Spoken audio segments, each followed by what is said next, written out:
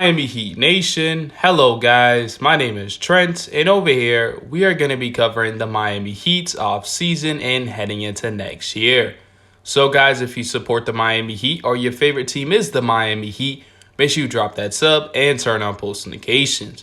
Now, before I do get into today's video, if y'all support me, make sure you go to the link in the description and follow both of my TikToks. One of them is covering WWE and UFC, and the second one will be covering basketball, so I appreciate that a lot.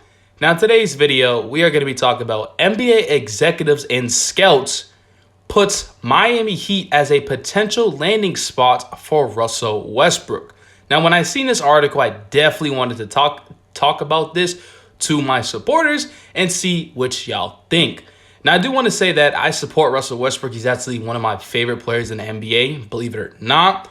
But I'm not one of those biased Russell Westbrook fans, which I don't think he's perfect. I don't think he does nothing wrong. No, I criticize him also too, but I also feel like some of the stuff that does happen to him, he definitely does not deserve.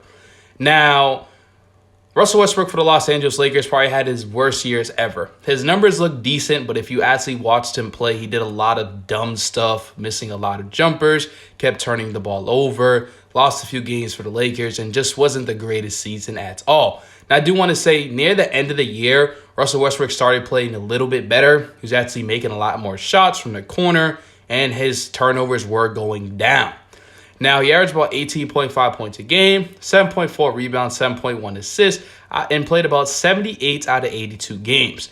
Now, the reason why I say that is because, one, I honestly think that's very incredible for an athletic point guard that relies on speed and attacking the rim. And to be honest, to be fair, he's probably the most reliable player on the Lakers because he was the most healthiest and was out there every single night. And even the Lakers personnel has said that too. Now, the Lakers been trying to get rid of Russell Westbrook pretty much this whole offseason, but no team is willing to take that contract because it makes about $47.1 million. Now, for the Miami Heat, they have some bad contracts. You can look at contracts like Duncan Robinson. You can look at contracts like Kyle Lowry.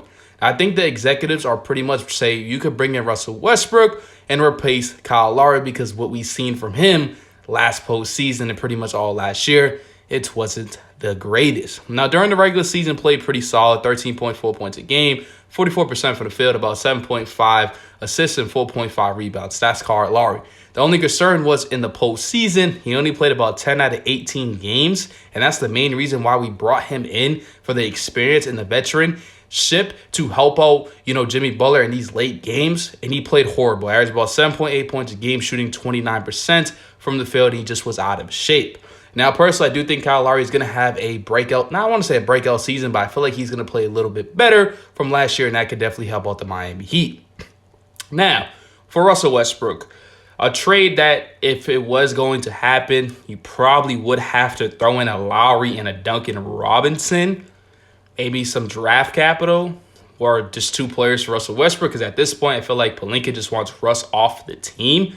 And it's funny because the Lakers were in talks of trading for Kyle Lowry, and then they denied the trade pretty much. So they didn't want to do it anymore. So there was interest for Kyle Lowry coming to the Lakers. It just eventually did not happen. And I'm pretty sure at this point, they're like, you know what? We'd rather have Kyle Lowry. It don't matter how bad he played. We'd rather just have him, a new player on this team that can fit with LeBron.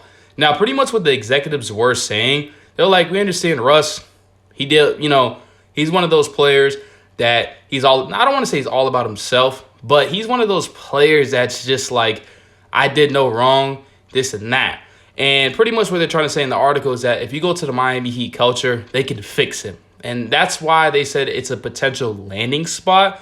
And also, I do want to say that Russ is on an expiring deal. So you're only going to have him for that season. And then you can clear up all the cap space in the world you want. You finally do get rid of Duncan Robinson's contract and Kyle Lowry. And you heading to that next year's free agency with all the money in the world to spend. And that next year's free agency has tons of superstars. So I think that's what the executives and scouts are looking at.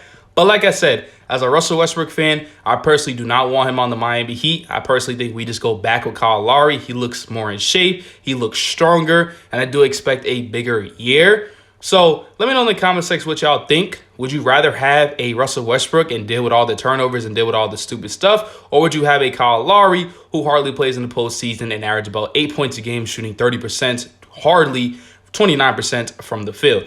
Let me know. I thought it was a very interesting topic to talk about. I love you guys so much. The support has been insane, and I'm out of here. Peace.